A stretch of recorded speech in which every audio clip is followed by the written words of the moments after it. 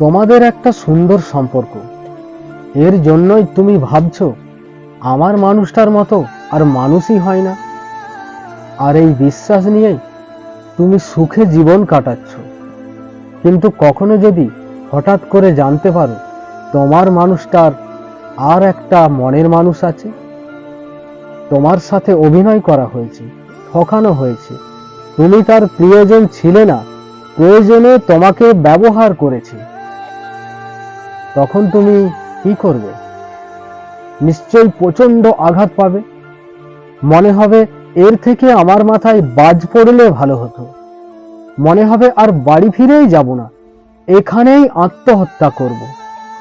কিন্তু এটা আত্মহত্যারই সমান, কেননা আত্মাটাকে হত্যা করা হচ্ছে আত্মহত্যা।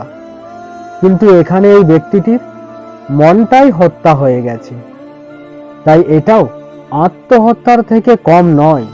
কীট পতঙ্গ পশু পাখি এইভাবেই 84 লক্ষ বার জন্ম নেওয়ার পর অনেক কষ্ট করে আমরা মানব জন্ম পেয়েছি। ওপরওয়ালা আমাদের এই পৃথিবীতে পাঠিয়েছেন আত্মহত্যা করার জন্য নয়।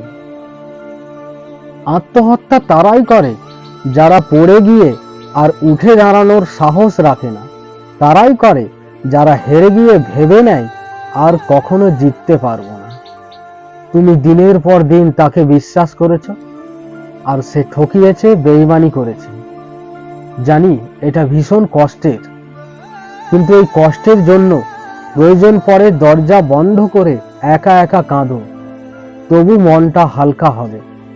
কিন্তু মরে যাব, এ জীবন শেষ করে দেব, এ কথা মোটেই ভাবা উচিত নয়।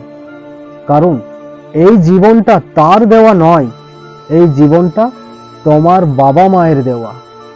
তাই মরবো নয়, ভাবো গড়বো। এ জীবন শেষ করে দেব নয়, ভাবো এ জীবন নতুন করে তৈরি করব। আর সেটা তৈরি করার মতোই। তোমার জীবনে ঘটে যাওয়া এই ঘটনাটা জাস্ট একটা অ্যাক্সিডেন্ট মনে করো, আর সব ভুলে যাবার চেষ্টা করো। যদি তাকে মনে পড়ে, তবে মনে করো তোমার ওই বন্ধ ঘরে একা একা কান্না করাটাকে।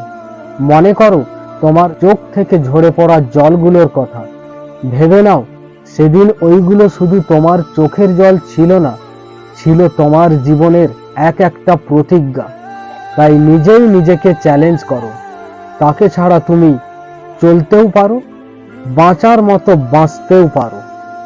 দেখো, যখন আমাদের নিজেরই মানুষটা ঠকায় তখন আমরা কষ্ট পাই ঠিকই, কিন্তু এটা ভাবি না যার জীবনে অন্ধকার আসে তার জীবনে খুব তাড়াতাড়ি আলোর উদয় হয়। ঠকে গিয়ে কষ্ট পাবার পর গর্ব করো এটা ভেবে যে তুমি তাকে ঠকাওনি, সে তোমাকে ঠকিয়েছে। কারণ তুমি একজন সত্যিকারের মানুষ ছিলে, আর সে একটা মানুষ রূপী অমানুষ ছিল। কখনো তার সামনে বা দেখা হয়ে গেলে তাকে মাথা নিচু করতেই হবে, তোমাকে নয়। কারণ তাকে তার মনটা বলে সে একটা অপরাধী। কিন্তু তুমি মাথা উঁচু করে বুক ফুলিয়ে থাকতে পারবে, কারণ তুমি সৎ ছিলে এবং সাচ্চা ছিলে। তোমার ভালোবাসা খাঁটি ছিল। তাই ঠকে গেলে কষ্ট পাওয়ার পর গর্ব করে বাঁচো, কারণ তিনি যা করেন ভালোর জন্যই করেন।